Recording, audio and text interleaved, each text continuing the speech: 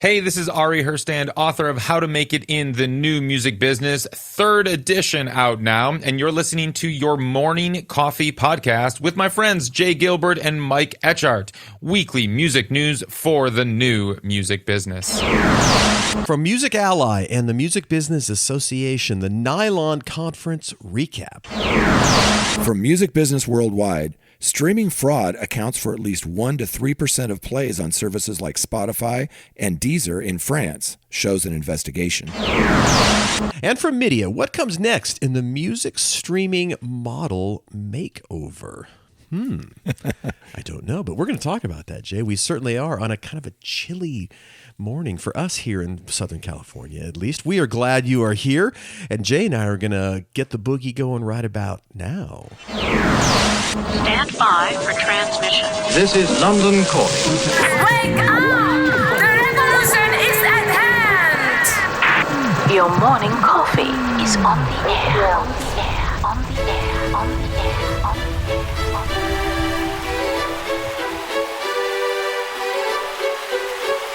Standing by.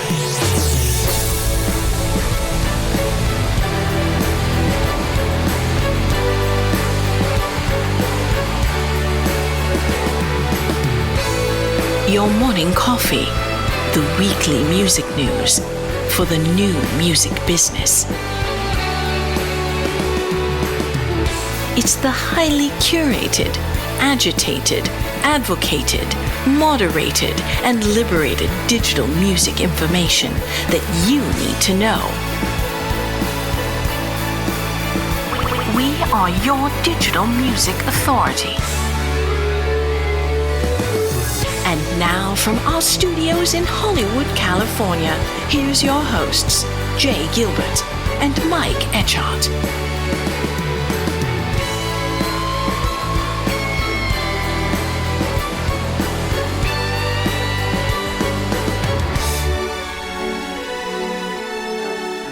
Top of the morning to you, Jay. It is nice to see you.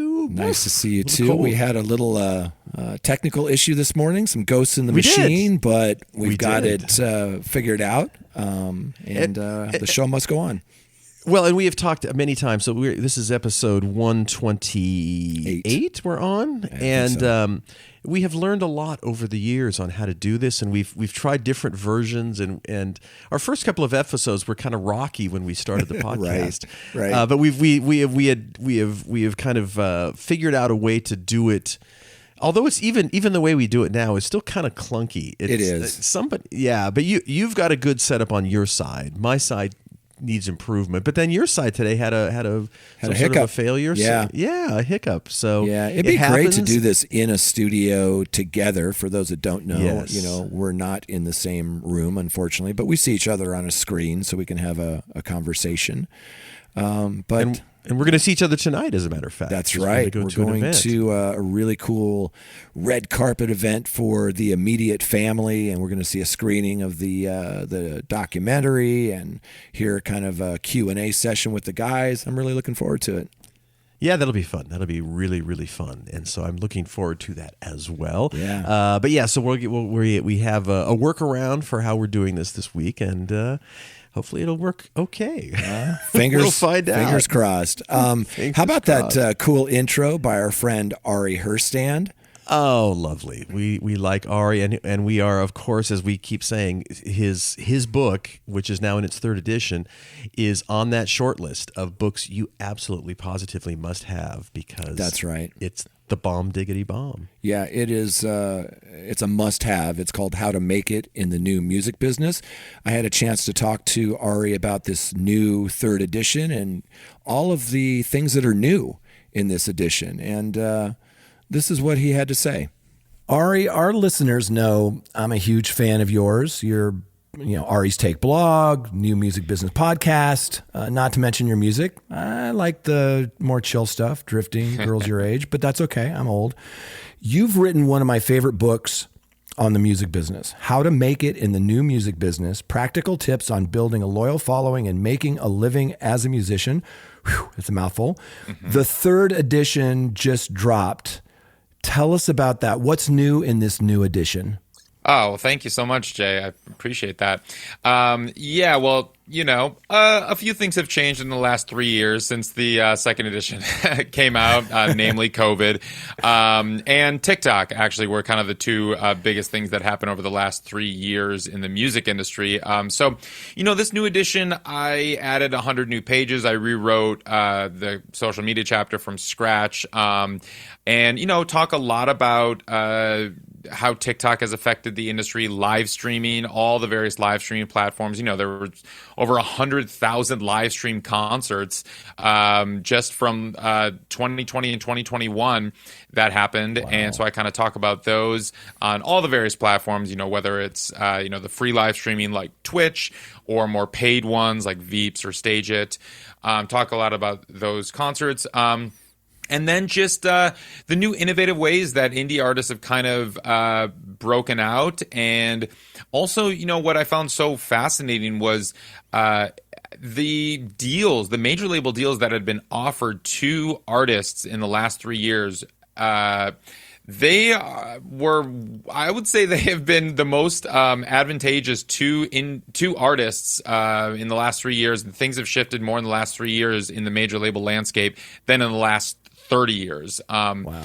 So I tell a lot of those stories and talk about kind of how these deals were happening. And then not to mention streaming, with Spotify, a lot has been updated from, moving just from kind of focusing on editorial playlists into the algorithmic playlists, and how powerful those playlists have become, but really how kind of some of the Spotify editors aren't quite the heavyweights that they were 3 years ago. It's more about the algorithm and really just about the algorithm across the board. Of course, we get into NFTs, talk all about what has happened in kind of the Web3 community and how there's crossover in music. What's happening for better or worse in the Web3 crypto metaverse avenue. So there's a lot that's changed, and I try to cover as much of that as I can. Awesome. Well, continued success, Ari. Much appreciated. Thank you. Everybody pick up that new book. We'll be talking about a lot here. Thanks, Ari. Thanks, Jay. Well, aside from being a sharp cookie, man, the guy's got killer hair. Yeah. Oh, yeah.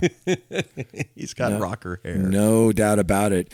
And you and I were talking earlier about we love his podcast, and we like Shirley Halperin's podcast over at Variety. Well, they did a podcast together this last week. They sure did. It was, Ari's podcast, and it was really good. It really gave you some insights into both of them.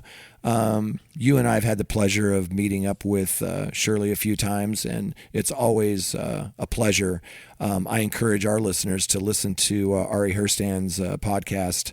The title is Variety Music Editor on the State of Music Journalism, but it's so much more than that. So check out Ari's podcast and Shirley's, over there at Variety. Absolutely. Strictly Business. Absolutely. Really good. And Ari talked to Shirley about kind of the focus of Variety Magazine's music department and all kinds of stuff, which we have chatted with her over omelets about as well. And it's fun to hear kind of that, again, and we've said this many times, but it's worth saying again. Variety's coverage is just epic of music, and it's different than it was. However long ago. They've really focused on music in a wonderful way, and it's such a go-to resource for us. Yeah. We sure appreciate it, and it's nice to hear that conversation that Ari had with Shirley. Yeah. And Ari and there's one other thing I wanted to tell you about. Last week we were talking about the Luminate report and what could vinyl numbers have been if there wasn't some of these issues, with capacity and materials and costs and all of that. And so I reached out to Sarah Robertson. She's the CEO of A to Z Media. And I asked her about vinyl and cassettes and really like what kind of products should artists offer in 2023? What's important? So I wanted to share that conversation with you. So let's let that roll. Sarah, thanks so much for taking time out of your busy day to talk with me today. The first question, and it's a big one, there are capacity issues with vinyl, and they have been, and it sounds like it's improving. But can you even guess how much bigger vinyl could be if all of the orders were fulfilled quickly and completely? I mean, I think that it's very hard to look back and say what people would have sold if they had had all the product that they wanted. It was a very disruptive couple of years. I think the true test is going to be as we move forward and disruptions, turn times become shorter, availability becomes a lot more accessible for the whole spectrum of the music industry, not just how many Taylor Swift records can you sell, but how much can the little indie sell of each release. I think that 23, we're going to see an expansion of capacity generally, and how that will impact on the retail will be very interesting to see. And then the answer as to how much is enough, I think, will surely be answered in the next couple of years. Yeah. How does vinyl production, these timelines, maybe a year ago it might have been 8 months. And it seems like those timelines for production are coming down a little bit. How do you see this coming year for 2023, those production timelines? I do think we're going to see a shift in timelines as we, move through the year. But the advice that I would give, and what we have been saying for years and years, is it's all about the planning. To plan your releases and get behind it and work with whoever your supplier is to make sure you get what you want when you want it. And that goes whether the turn times are a year or the turn times are 3 months. You have to plan it, and that's the key. So I think things will come down and you're going to see things open up, but people still should be planning around it holistically as to when they're putting it out, with their vinyl, with their CD, with whatever else they're opening up to their fan base, whether it's merch items. Really put it together and, from the beginning to end, and work with whoever your partner is to deliver on time. Yeah, I noticed that, when I was looking at the Luminate report, we sold in 2022, there were 400,000 cassettes sold, which really surprised me. What kinds of physical items should artists focus on for 2023 for their website, their merch table? What's important for artists to think about in terms of physical items? I mean, obviously vinyl is the number one. It's what everybody wants. It's the sexy piece on your merch table and all the really cool things you can do with it.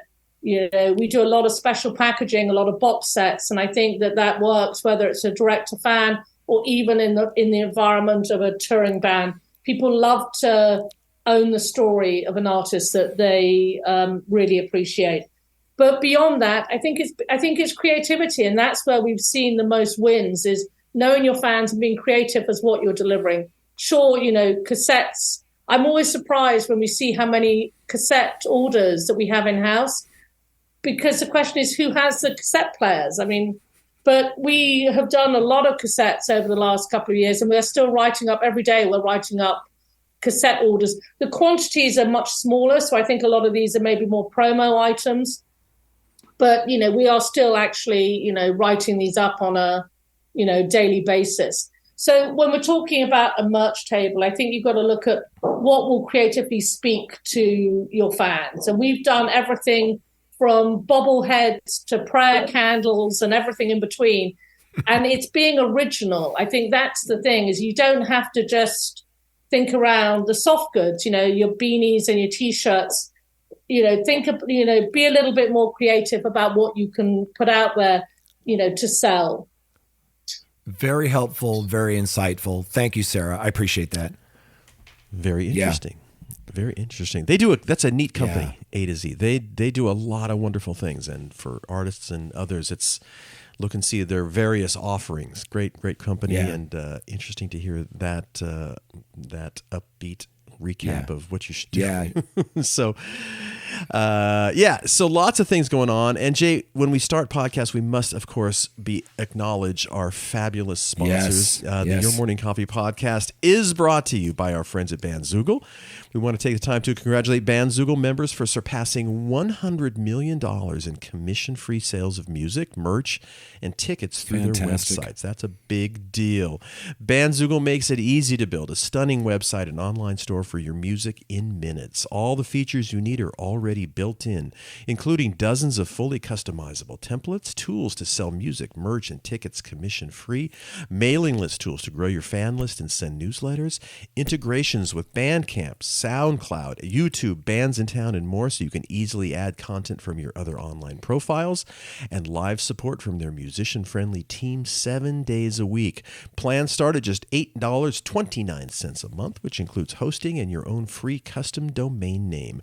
Your Morning Coffee podcast listeners can go to bandzoogle.com to try it free for 30 days and use the promo code Morning Coffee, that's all one word, to get 15% off the first year of any subscription. That's bandzoogle.com, promo code Morning Yes, sir. Coffee. We're also brought to you by Hypebot. Since 2004, Hypebot has chronicled the new music industry and the trends and technologies that are changing how music is discovered, consumed, marketed, and monetized. Edited daily by founder Bruce Houghton, with help from Alana Bonilla, Hypebot and sister blog Music Think Tank are published by live music and discovery marketing platform Bands in Town. You betcha. Bands in Town. Over 74 million live music fans trust Bands in Town to get personalized concert alerts, recommendations, and messages from their favorite artists. It's the #1 artist service platform connecting over 560,000 artists with their super fans. Managers, labels, agencies, and artists access their own dashboard to manage and promote their tour dates across all platforms. Yes, sir. And Music Business Association. For more than 6 decades, the Music Biz Conference has been the point of origin for inspiration, collaboration in the music business. Join us in Nashville, May 15th through the 18th. Yes, indeed. Jay will be buying drinks for everybody out there, and that'll be a fun event to go to. Yeah, yep. By the way, who is Jay Gilbert, you ask? Well, Jay Gilbert, my good friend of more than 20 years, he's a music industry consultant. He is the curator of the weekly Your Morning Coffee newsletter, with which all is built around, including this podcast. And he's a former executive with a couple of companies you might have heard of, including Universal Music, Sony Music, Warner Music Groups, and Fox Home Entertainment. That's right. And my good friend Mike Etchart is a longtime host of Sound and Vision Radio, formerly of SST Records, Warner Music Group, Capital EMI, and Universal Music Groups. Yes. And, you know, we didn't mention it last week, but a couple of important passings. Gosh, artists we grew up with. Jeff Beck and David Crosby this last week. And, such tough. And Lisa Marie Presley, it's just been... That's right. Yeah. It's been tough. It's been tough. And the Rolling Stone did a thing of showing, I think they had a clip of the last performance that David Crosby did, which was getting up on stage with Jason Isbell, which was in February of last year, and I happened to be at that show, and I didn't realize that was his last performance. He got up at the end and did an awesome version of Ohio, the Neil Young Crosby, Stills and Nash song, and that was his last performance. Iconic. And Jeff Beck too. I met him briefly in Dallas a few months ago. Ann Wilson was opening for Jeff Beck there in Dallas. Fantastic show, by the way. And I just bumped into him backstage and just said hi. But it's Jeff Beck. I mean, there isn't a musician alive, that doesn't rave about how influential Jeff Beck was. Including influential guitarists. That's right. They will all tell you, I'm okay, but that guy Jeff Beck, he is unreal. And I saw him.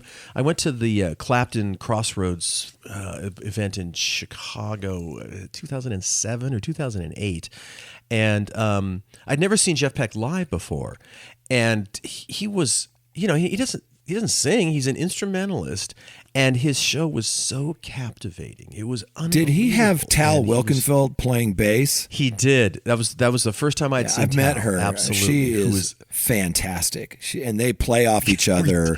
It's amazing. One other, I don't know if I told you, but we recorded an episode of Music Biz Weekly this last week with Carmine Appice. Oh, yes. What a wonderful drummer. He's one of those guys, like John Bonham listed him as an influence. He's been around a long time, still making music. It was just a great conversation. It was really cool to meet somebody that I'd seen for so many years playing with so many, different bands, with Rod Stewart and with Vanilla Fudge and just all sorts of stuff. and Beck, Bogert, and Absolutely. which was a very short-lived super That's group right. with Jeff Beck. So Small world. absolutely. So it is a small world. It's a small world. But as these iconic artists are aging, it's end of an era. See the passings. It is the end of an era, unfortunately. Absolutely. So, well, Jay, what do you say we jump into some of our Yes, stories? please. Some interesting things. Yeah. So the first thing we're going to talk about, as I have the hiccups, excuse me, is the LON Conference Recap. Yeah. This is an event that is put on by Music Ally and Music Business Association.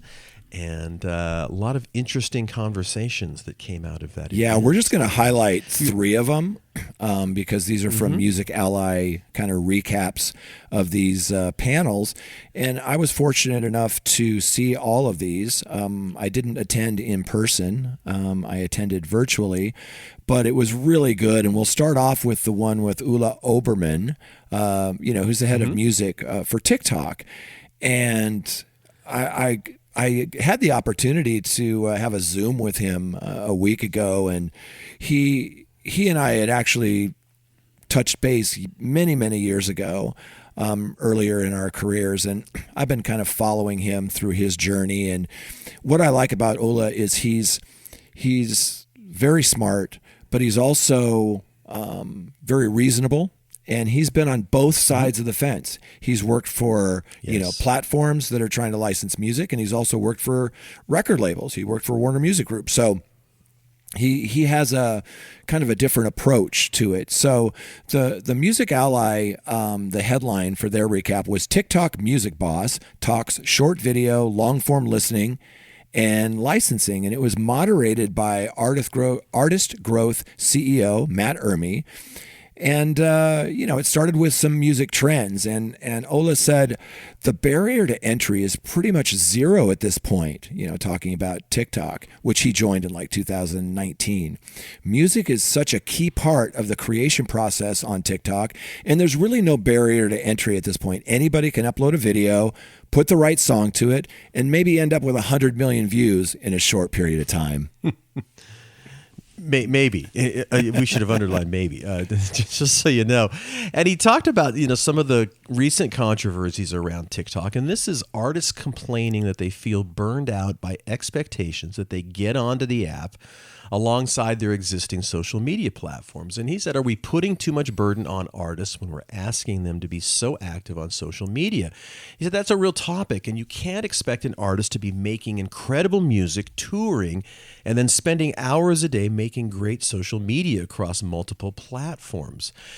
Which, we've talked about that as well over the years, is, how hard it is. First of all, it's so hard to make great songs. Yes. And then we expect artists to be, into social media, all of these things. And he says that's something we all need to figure out as an industry. But I think one thing that gets lost is that a little bit is that most of the music that goes really viral on TikTok, it's not necessarily the artists themselves that are posting that video. They make a great song, which is really what they should be focusing on their energy on. And then somebody gets excited about the song, creates a video, and it goes viral from there. You've got a team of 1 million marketers and promoters working on your behalf. Right. So let's talk about that for a second, because this last week, you and I have talked about this before, there are mental health implications when you have to not only write, record, tour, make videos, but then you have to do, TikTok, for example. And maybe 2 years ago, you posted 3 to 5 times a week. Well, now it's 3 to 5 times a day,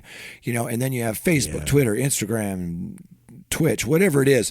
There's a lot of stress on artists today. And a couple of days ago, I spoke to Ryan Dusick, and Ryan was the original drummer in Maroon 5, and he kind of had a breakdown. And what he did about that was he got healthy again and treated his issues. And then he went back and got his master's degree, and now he's a licensed therapist, and he's helping people get through that. So we had him on the Music Biz Weekly podcast a couple of days ago. It'll be going live any day. And it's about what we're talking about here, that there's so many things that these artists are required to do now that some of them are having mental health issues due to the stress.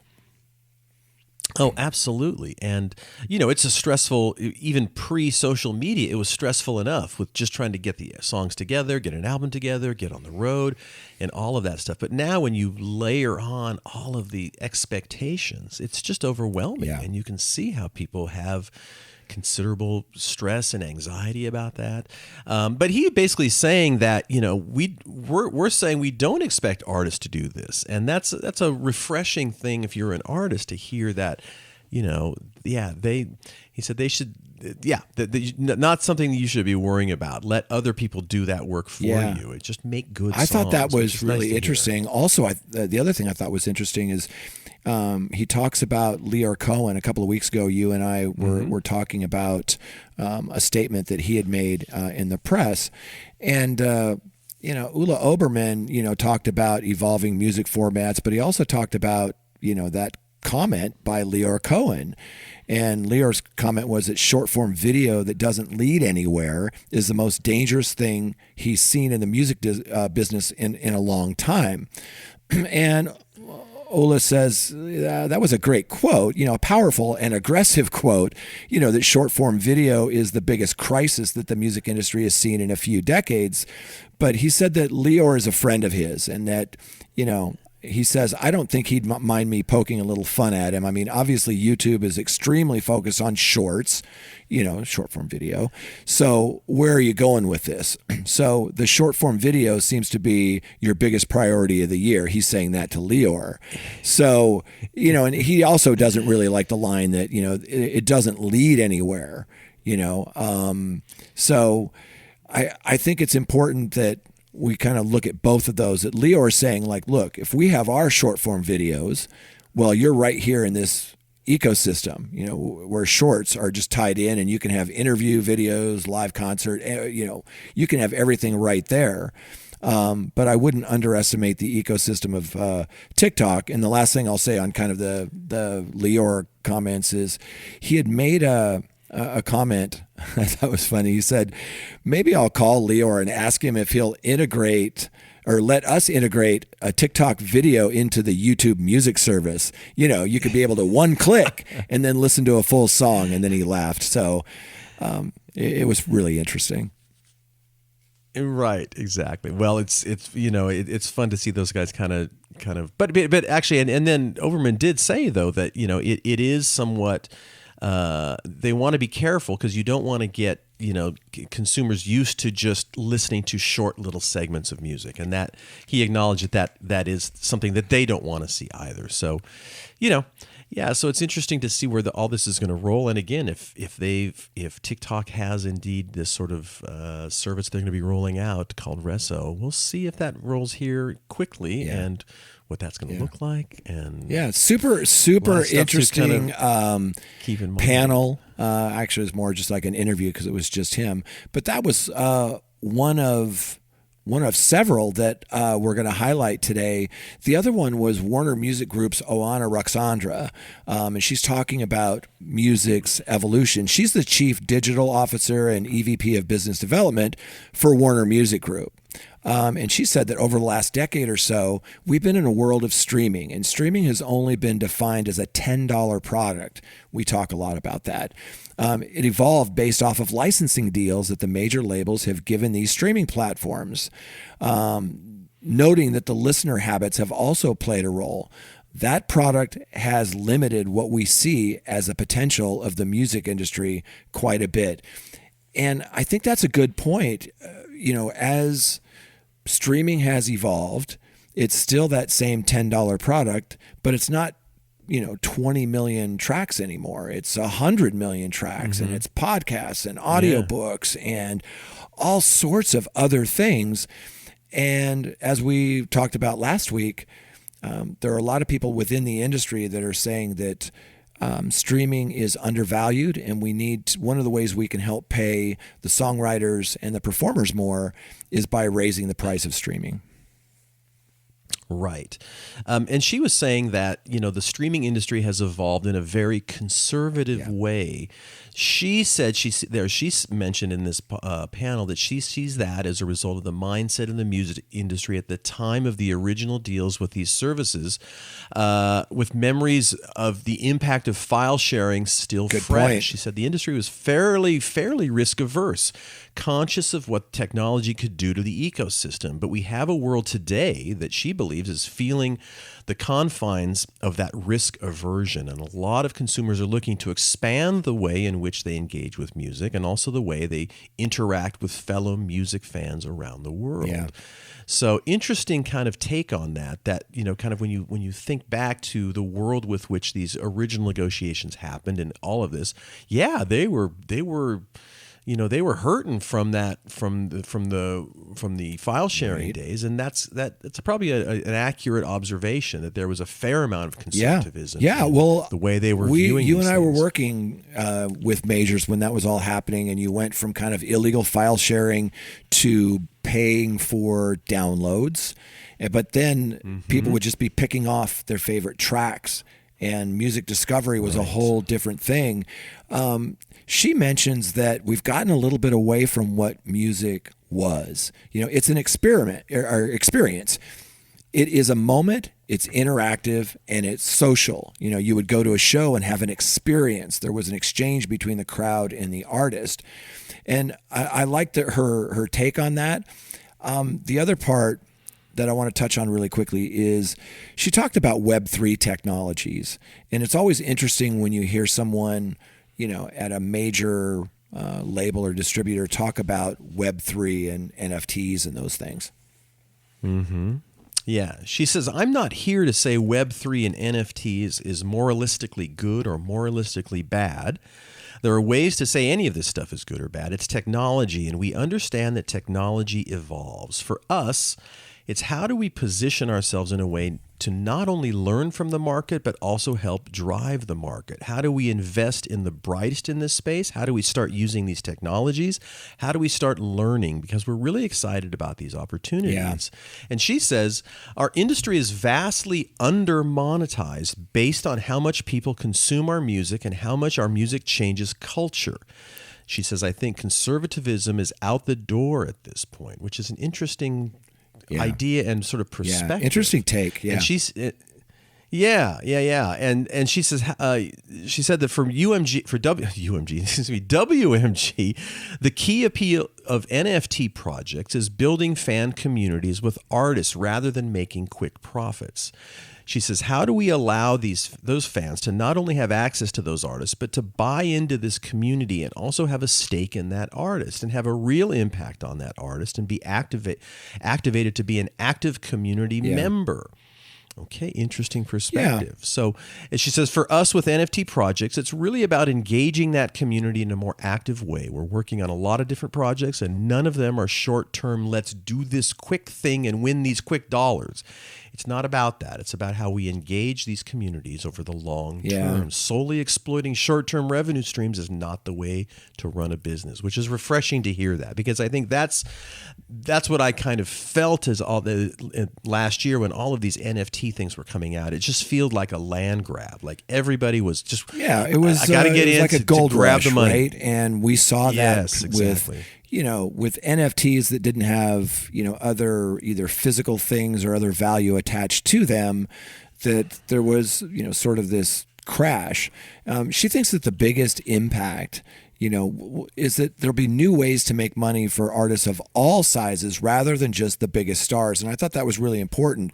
She said there'll be a middle class born out of the music industry of artists. It's been tough to make money as an artist, in the streaming era, unless you're a global superstar. But she thinks that type of monetization is going to change. So really interesting conversation with Oana Ruxandra from Warner Music Group. And then the last one I want to touch on, which I thought was really interesting, there was a panel that with Kadeem Phillips, and he said, if we don't innovate country music, the genre is going to start to fall off. So it really talks about the diversity within the country music industry, and it's been such a hot topic. So it was kind of hosted by by Portia Sabin from the Music Industry Association, or Music Business Association. I'm trying to read and talk at the same time, and I can't. And Power Entertainment CEO Kadeen Phillips, and also M Theory CEO and a friend of mine, Cameo Carlson, who I highly respect. They had this really interesting discussion about some things about diversity and equal access, and in not just country music, but just in entertainment. But they kind of focused on some of the things in Nashville, which country music. And I thought it was really, really interesting stuff. Yeah, and Carlson began by explaining how there has been a concerted effort in country music to be more inclusive. And while there is growing diversity in the artists emerging from the sector, that's not yet matched on the industry side. And and we've talked about that a lot. So we're talking here about the Equal Access program, and Equal Access, she said, helps connect and open doors for managers from underrepresented backgrounds. Phillips explained how the program allowed him to enter country music after prior success managing hip hop artists. He said what Equal Access did was create a safe space. Participants really got the opportunity to show a different side to country. And I think it's incredibly important in Nashville specifically, and in all aspects of music, but certainly in Nashville. Yeah, Cameo said that this program, which was funded by CMT, Country Music Television, the Country Music Association, CMA, the Opry, and First Horizon Bank, it asks a lot of the Black and underrepresented managers that we're working with. They're going to be the only 6 Black managers in a room for a while. It's a burden, and we're asking them to kick down doors, but we need it to happen in country music. She goes on to say that the root of discrimination is simple, and it's straight up in your face racism in some cases, and mainly institutional racism. But this is a topic that you don't hear about too often, and I thought it was really great that at this big conference that they're having this this discussion and letting people hear what's going on and what's being done. Right. And when she said the rationale for launching Equal Access is simple.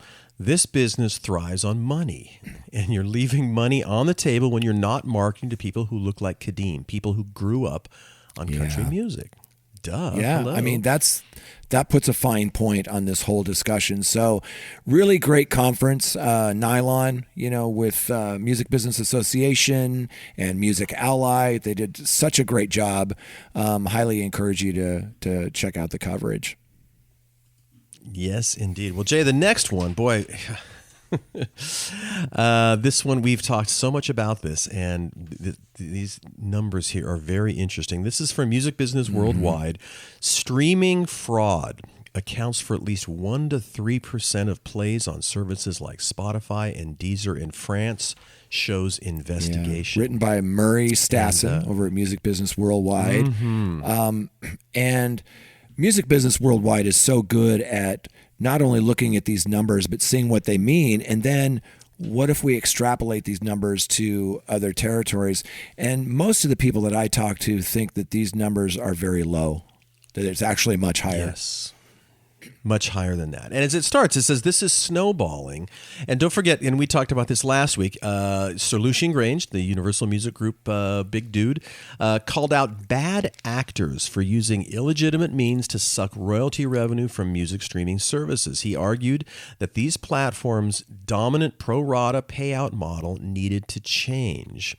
And then yesterday, on the 17th of January, yesterday to us, or probably that was a couple of days ago, Music Business Worldwide carried the words of Nick Dunn. He's the CEO of indie distributor Horus Music, who applauded Grange's letter whilst dropping the bombshell that his company has seen evidence of streaming fraud being carried out by criminal gangs who had even issued death threats to his staff for blocking their practice. With this, and that's just unbelievable. There was a piece in Rolling Stone that was really interesting. I've been hearing a lot about this where if you publicly state maybe one of these companies that's gaming the system, or where they're using bots and spin farms or whatever that means, sometimes they will reach out to you and they don't want their business being messed with. So what you were about to say. What this narrative has been missing, however, is a firm industry verified data on all of this. The pervasive and expensive issue of streaming fraud. And that's just changed. So in France, they have this Centre National de Musique, and we're just going to call it the CNM. It's a public body in France, and it operates under the supervision of the Ministry of Culture and Communication. You may remember the CNM for its in-depth investigation into the effects of user-centric or fan-powered music streaming in 2021. Right. So here is kind of the interesting part of this story. This week, the CNM released the results of another landmark study into France's music industry, this time focusing on illegitimate streaming practices. The conclusion, at least 1% to 3% of music streams in the country are fraudulent. They are generated often via paid-for-stream farms by those bad actors in a bid to siphon royalty money away from legitimate artists. Yeah. The CNN said, by the way, that its new study considered a vast set of data provided by Spotify, Deezer, and Qobuz, plus data provided by a panel of distributors, including Universal, Sony, Warner, Believe, and Wagram. The music distributed by these companies, said the CNN, represented more than 90% of the top 10,000 most listened to titles on Spotify and more than 75% of the overall volume of streams on Deezer during this relevant period.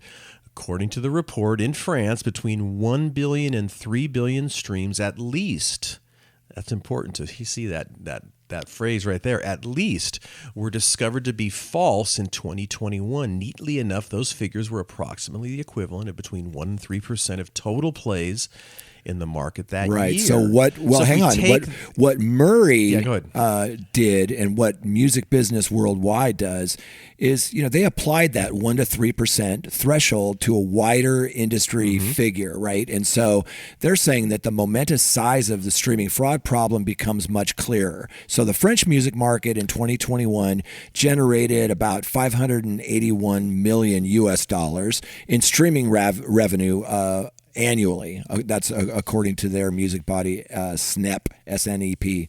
1% of that figure would be about $5.8 million. 3% would be $17 million. So if we apply that same figure globally, the worldwide trade revenue of music streaming platforms, including both paid and subscription, ad-supported, in 2021 was $16.9 billion, according to the IFPI. So 1% of that would be $169 million. 3% would be over $500 million. So that's $500 million. And most people I speak with think that number is higher than that.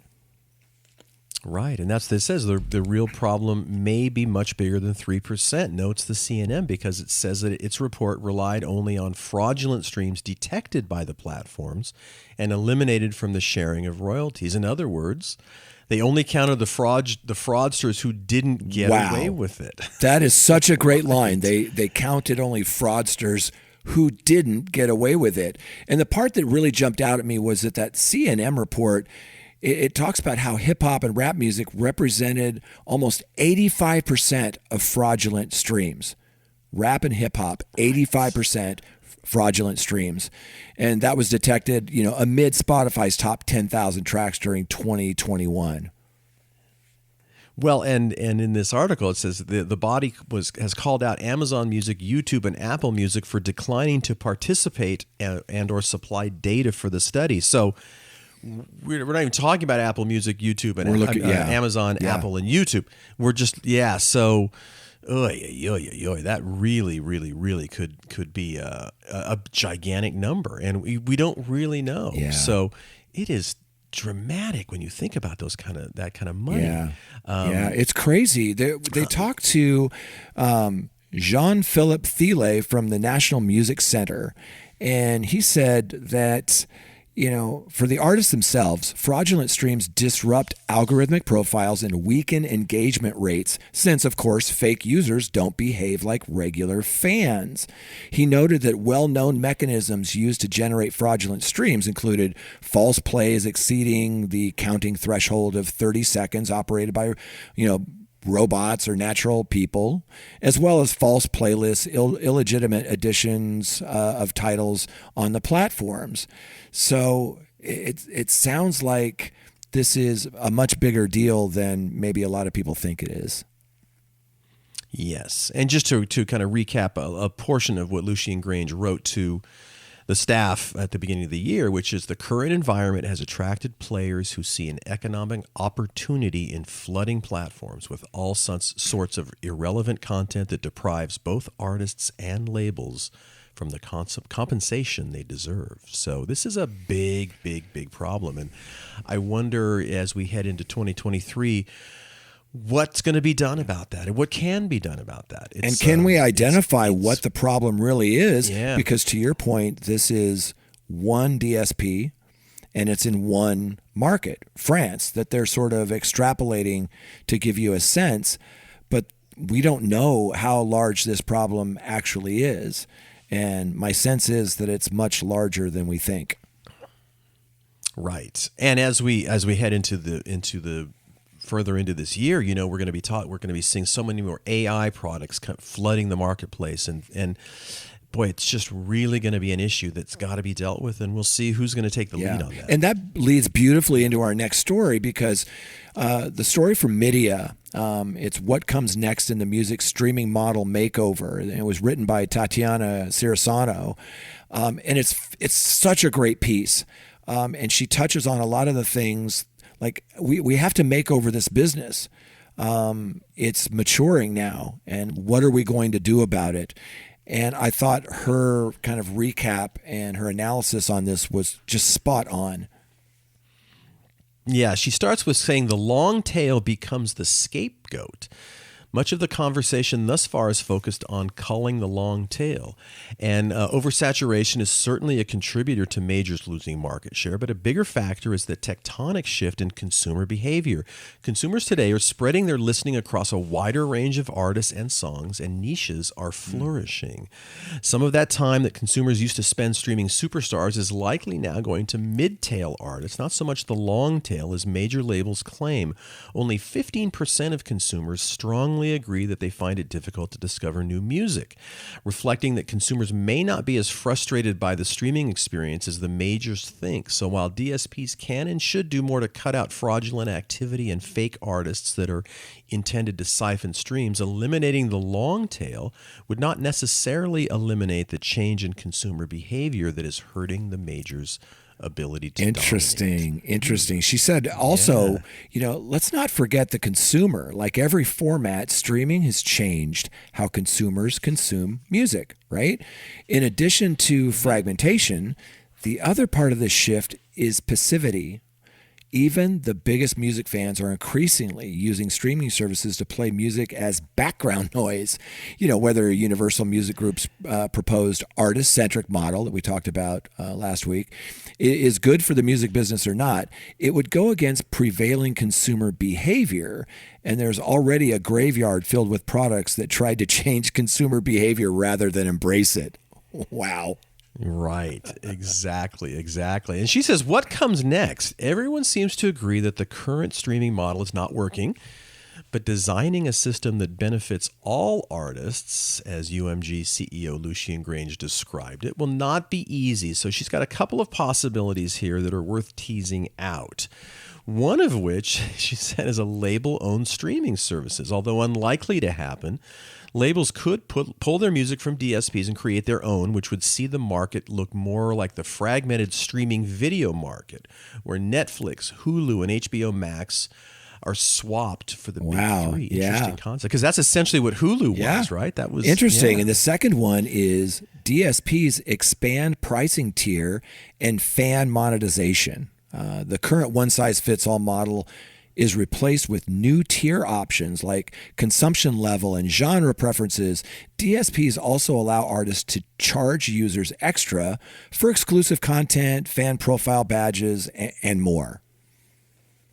Sure. And she says DSP differentiation. DSPs lean deep into their differentiated user bases. Spotify becomes the Walmart of music streaming for the mainstream consumer, while more niche platforms like, say, Tidal and SoundCloud lean into audiophiles and social music users, respectively. So that's interesting. The next one is payout thresholds change. DSPs require songs to reach a certain number of streams in a time period before any royalties are paid. Comparable to the $50 threshold, Twitch streamers must meet in order to activate a monthly payout. This results in a bigger slice of the royalties pie for both major artists and more established independent ones. Interesting point. That is an interesting point, yeah. And by the way, I think that's the way some of the, like when you're uploading your music, if you're an artist, sometimes they will not. There is some sort of a threshold you have to meet before you get That's paid. Right.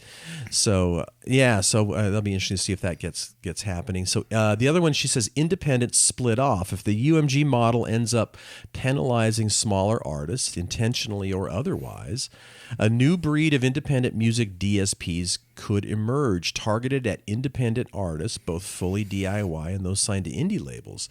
These artists remain on mainstream DSPs, but build their fandom and remuneration elsewhere.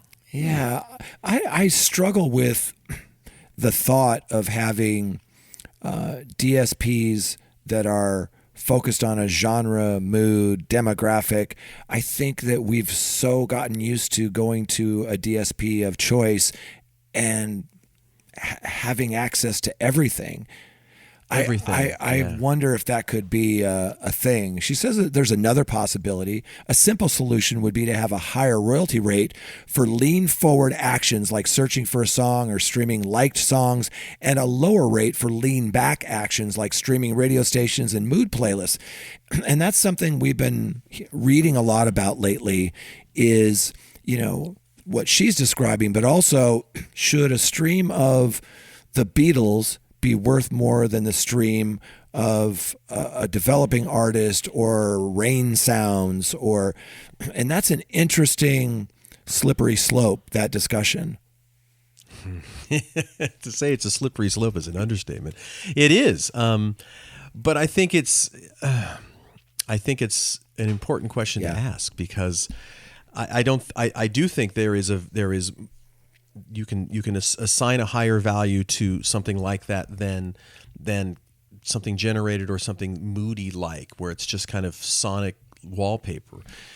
But boy, you're right. It's unbelievably slippery slope. She says it changes now, inevitable, and that's what this whole piece is really talking about.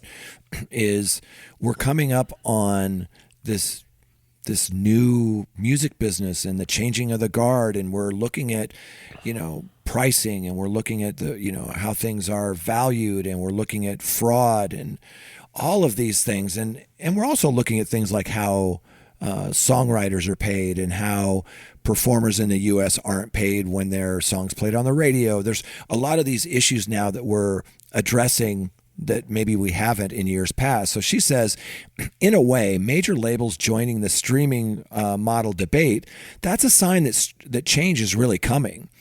They're joining the conversation now so they can have input on what those inevitable changes are. And it won't be easy considering all of the competing incentives on the table. For example, streaming services are incentivized to fragment as much money away from the majors as possible to retain more negotiating power. But, it's positive to see the whole industry agree that a change is needed. And she ends it with, let's let the work begin. Yeah. And man, that's going to be gruesome. It's not going to be fun, but it's going to happen, and it will be fascinating to see what happens and how that rolls out. And but we will at least be sitting on the sidelines, Jay, and watching it and reporting on it. And that is just the way it's going to be. And I think if nothing else, when we head into 2024, I think there will have been some pretty substantial changes made in this way. So we shall see. So on that, let us wrap up the show. We do want to thank everybody for listening. If you enjoy our show, by the way, please tell one friend. We'd appreciate Jay and that. I would really, really, really appreciate that. And we also have to thank our wonderful sponsors. Big thanks to the Music Business Association, Bandzoogle, Hypebot, Bands in Town. Wonderful, wonderful folks that help us put it all together. And we could not do without them. But of course, we could not do without you, the listener. So Jay and I say a hearty thank you. We appreciate it. And on that note, Jay and I will wrap up this episode. Thanks for listening. And we will see you next week on the Your Morning Coffee podcast.